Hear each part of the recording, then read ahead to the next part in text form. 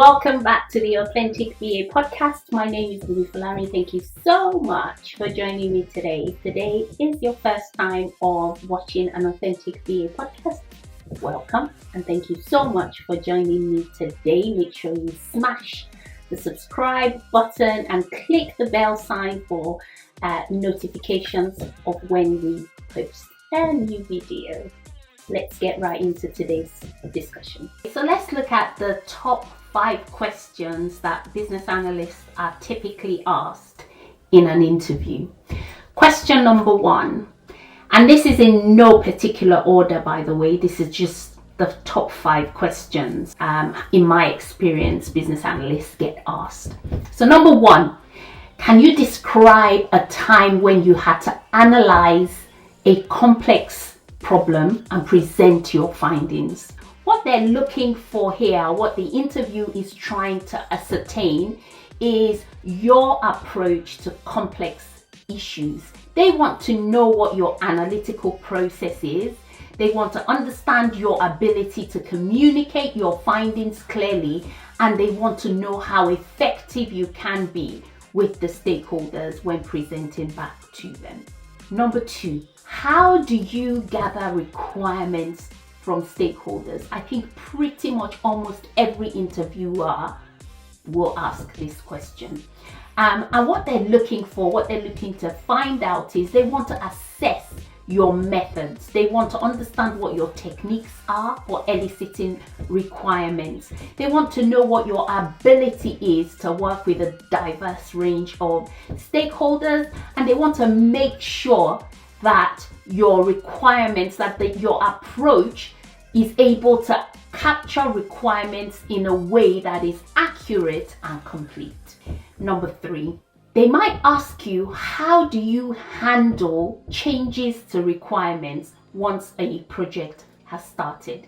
So what the interviewer is looking for here is they want to understand your change management skills. So we're not just business analysts who just do stuff. There's things that happen in a project. We know one of the things I often say on this channel and on my blog is change is a constant. The only constant is change. You can be guaranteed that something is going to change on a project. So as a business analyst, they want to understand what your approach to change management is. They want to understand your flexibility. They want to understand your adaptability. They want to know what your change management skills are, how you communicate change, how you manage the impact of change on your project and on your stakeholders. Number 4, they might ask you to explain or say something like, can you explain a process that you have improved or a process that you have optimized in the past? What they're looking for here, what the interviewer wants to understand from you here is what your understanding of business processes is. So they want to know if you understand what business processes are. They want to understand what your ability to identify inefficiencies in a business process is. They want to understand what your problem-solving skills are. And then they want to understand how you're able to implement improvements to a business process. And finally, number 5 top question is they might ask you, how do you ensure that the solutions you recommend align to the strategic objectives of your business, or the business objectives, or the vision? Now, I can't emphasize enough that a BA holds a key role into ensuring that whatever a project delivers actually delivers a business objective. So they want to understand what your thought process around that is and what your attitude towards that is. So what they're looking for is they want to know what your strategic thinking or your strategic mindset is like.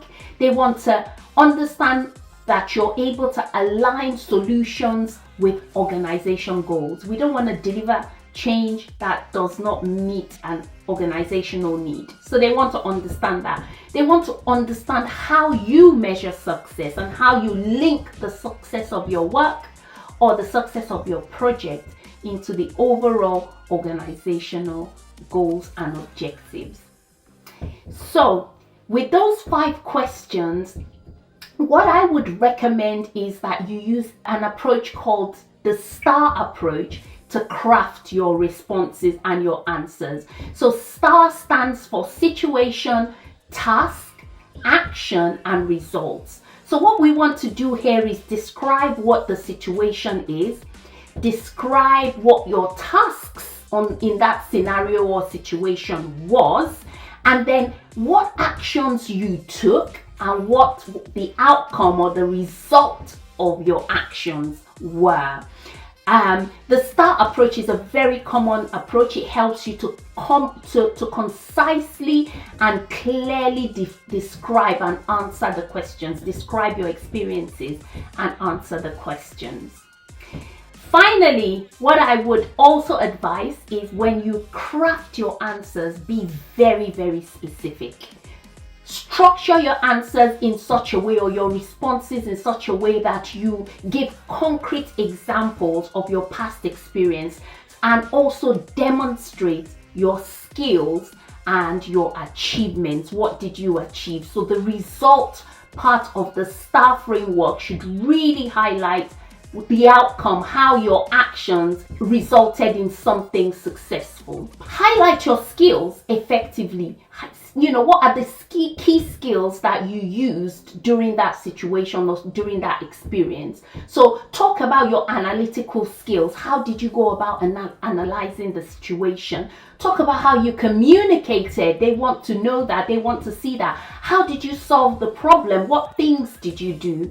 How did you manage your stakeholders? How did you manage the impact of your change? Make sure that comes through in your answers. Also try to showcase any tools or techniques that you have used. If you've used tools like Jira, DevOps, SQL, any tools, whatever it is that you've used, whether you've used wireframes, for example, whether you've used tools, different techniques to sort of manage and categorize your stakeholders, explain what those tools and techniques are during your answers. Finally, what I would suggest is make sure that your answers are relevant. So make sure that they align with the job description. There's no point giving an example of how you delivered a new project where they're asking whether the role is predominantly improving existing business processes.